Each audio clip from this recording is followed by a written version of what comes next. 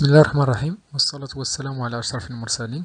Bienvenue dans cette séquence de formation dans laquelle je vais expliquer quelques notions liées au dessin d'escalier. Commençons d'abord par la terminologie des escaliers. Eh bien, vous avez déjà vu cela dans un module précédent. Eh bien, un escalier est composé d'un ensemble de marches. Eh bien, chaque marche est caractérisée par une largeur, donc on appelle G-rang, il est là, par une hauteur, bien sûr, qui doit être calculée en général pour les marches de bâtiments courants d'habitation. Donc cette hauteur est comprise entre 16,5 jusqu'à 17,5 cm. Aussi, concernant la hauteur de la marche, donc c'est cette distance ou bien la largeur de l'escalier, il est appelé emmarchement. Eh bien, la face ici, verticale, c'est ce qu'on appelle la contre-marche. Et bien sûr, la paillasse, c'est de l'escalier, donc c'est la dalle inclinée qui supporte l'escalier, donc elle est là.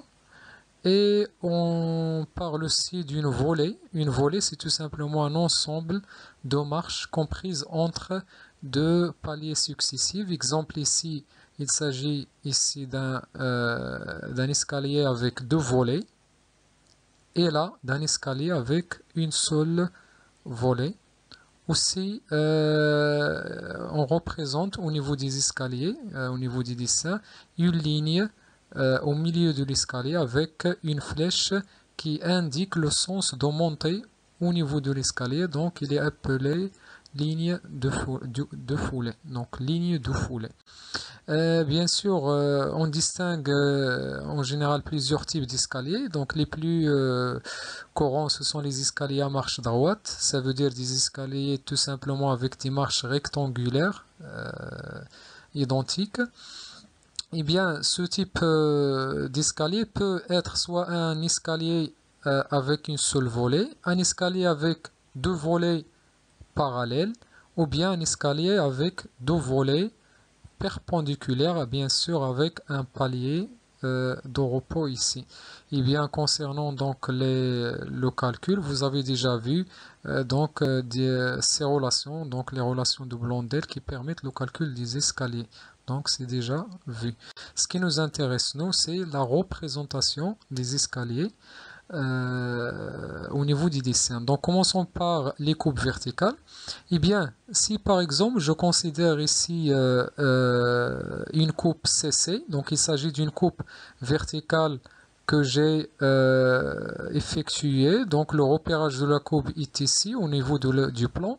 Eh bien, je remarque que cette coupe traverse donc la première volée. Il s'agit ici d'un escalier à deux volets parallèles, alors que la deuxième volée n'est pas traversée par la coupe. Eh bien, c'est ce qu'on va constater au niveau de la coupe. Donc, la première volée qui a été traversée par la coupe, donc, il sera assuré.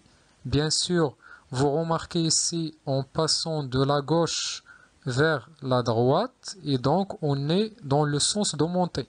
Donc, vous pouvez regarder ici la flèche. Donc, de même, au niveau de la coupe, en passant de la gauche vers la droite, et donc on monte au niveau de l'escalier. Donc, la volée qui a été coupée par le plan de la coupe donc, doit être dessinée en trait fort et assurée. Et la volée en face, donc c'est une volée qui est vue, donc il sera tout simplement dessiné en trait moyen. Donc, puisqu'il s'agit d'arête vue. Aussi, à ne pas oublier que la coupe CC, donc elle est toujours là. Elle traverse bien sûr le mur entourant donc la cage d'escalier. Donc, je dois aussi les représenter ici, assurés. Bien sûr, une indication, il faut s'intéresser surtout au niveau du contact entre le mur et l'escalier, donc au système qui supporte, au système porteur qui supporte l'escalier.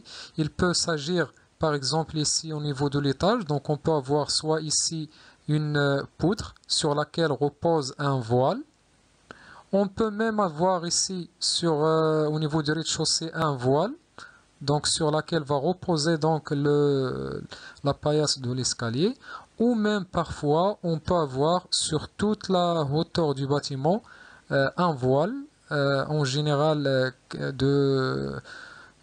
d'épaisseur 80 cm, donc qui va jouer donc le rôle de contreventement pour renforcer le bâtiment contre les efforts sismiques, mais aussi qui va supporter donc l'escalier. Donc tout simplement à revoir ici le bureau d'études pour avoir une idée sur le système porteur des escaliers.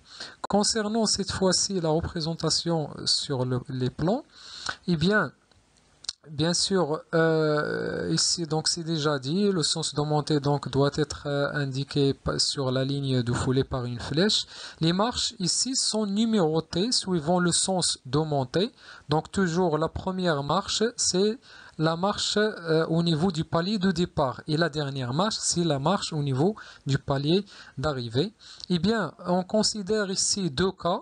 Le premier cas, c'est le cas d'une coupe qui passe au niveau du rez-de-chaussée, qui traverse donc l'escalier au niveau du rez-de-chaussée, c'est le cas de la coupe AA. Et bien dans ce cas, on doit représenter normalement, puisque le sens d'observation c'est vers le bas, on doit représenter seulement la volée au-dessous du plan de la coupe. Mais bien sûr, pour avoir une idée claire sur l'escalier, on peut même représenter la volée au-dessus du plan de la coupe seulement à titre indicatif et bien sûr sera dessiné par un autre trait, donc c'est ce qu'on va voir tout de suite. Donc pour représenter les escaliers au niveau des plans, on a deux possibilités. Donc la première possibilité, d'abord on représente la volée qui est vue, ça veut dire au-dessous du plan de la coupe, donc il est là, donc il est représenté. Ce sont les 6 premières marches, ils sont représentés avec un trait fort. Bien sûr, un trait fort ici, ça veut dire un trait moyen, un trait de 0,4 mm. Bien sûr, les désignations aussi diffèrent. Ici, on parle au niveau donc de cette figure de trait fin, fort et renforcé, alors que nous, couramment, on parle de trait fin, moyen et fort. Et bien là, donc là, les premières 6 marches, ce sont des marches qui seront vues, qui seront dessinées avec un trait moyen de 0,4 mm. La septième marche, comme vous pouvez le remarquer ici, c'est une marche qui est traversée par le plan de la coupe, donc il doit être représenté avec un trait renforcé. Renforcé, ça veut dire un trait de 0,6 mm. Et bien, les autres marches, normalement, qui sont au-dessus du plan de la coupe, on les représente donc à titre indicatif en trait mixte fin à deux tirés. Donc la deuxième possibilité consiste tout simplement au niveau de la septième marche, au lieu donc de représenter donc la coupe, c'est-à-dire la marche traversée par la coupe horizontale par un trait fort, on peut la représenter par deux traits mixtes fins qui séparent tout simplement les marches au-dessus et au-dessous du plan de la coupe.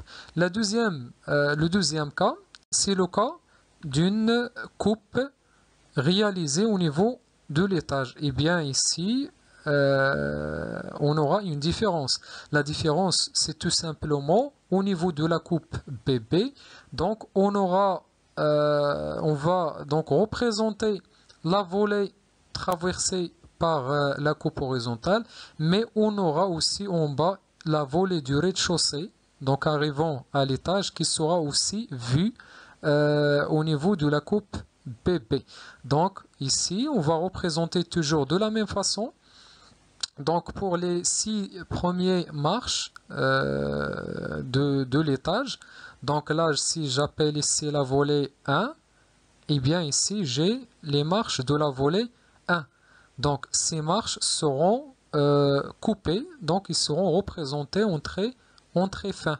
La septième marche de même, donc il sera soit représenté par un trait fort, de 0,6 mm, soit par deux traits mixtes, donc de la même façon.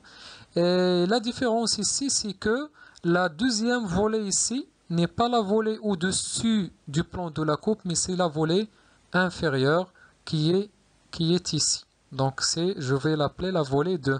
Donc là, j'ai les marches de la volée 2 qui seront représentées en traits fins. Donc c'est la différence entre la coupe AA et la coupe BB. Concernant donc le deuxième type d'escalier, c'est un escalier à marche balancée. Ça veut dire tout simplement un escalier avec des marches qui diffèrent, c'est-à-dire des marches différentes, mais malgré ça, donc ils ont le même gérant mesuré au niveau de la ligne de foulée. Donc c'est-à-dire là, bien sûr, vous remarquez que le gérant ici n'est pas le même ici. Mais sur la ligne de foulée, le gérant de toutes les marches est le même. Ça veut dire que ces distances sont les mêmes, quelle que soit la marche. Bien sûr, on distingue ici un escalier avec un quartier tournant. Ça veut dire avec un seul changement de direction.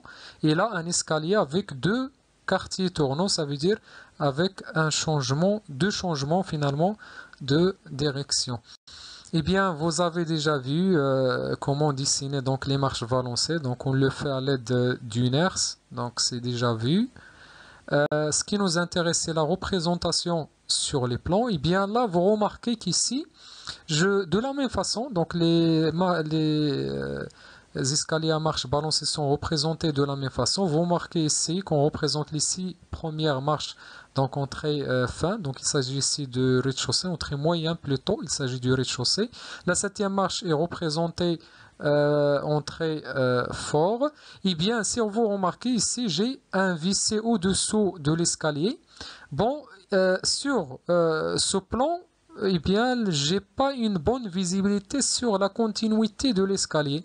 Mais là, donc, puisque je représente la volée ou bien les marches au-dessus du plan de la coupe, donc là, j'ai une très bonne visibilité sur les escaliers. Donc, je sais que mon escalier va arriver jusqu'à ce point. Eh bien, concernant cette fois-ci la représentation sur les coupes, donc vous remarquez ici, donc j'ai la coupe CC, c'est la coupe donc qui est là, l'observateur est devant l'escalier. Eh bien, pour les marches, les premières marches jusqu'à la 8e marche, donc ils seront représentés, donc la contre-marche sera représentée totale. Donc vous remarquez ici au niveau de la 9e marche, la contre-marche n'est pas totalement représentée. Eh bien, c'est normal. Si je projette donc la 9e marche sur le plan de la coupe, eh bien, j'aurai tout simplement la contre-marche qui sera représentée sur cette partie. Eh bien, l'autre partie va représenter le mur. Donc voilà, donc il est là, la 9e marche, contre-marche, et là, bien sûr, j'aurai le mur. De même pour la 10e marche, donc il sera représenté tout simplement, la contre-marche sera représentée tout simplement sur cette distance. Et la continuité ici, c'est le mur qui va apparaître, donc il est là. Concernant cette fois-ci la coupe DD, eh bien elle est là. Donc pour la coupe DD, bien sûr, au début, je vais couper donc des marches droites. Donc, de même, j'aurai la même chose. Donc, à partir de la 5e marche, vous le remarquez ici, j'ai un balancement.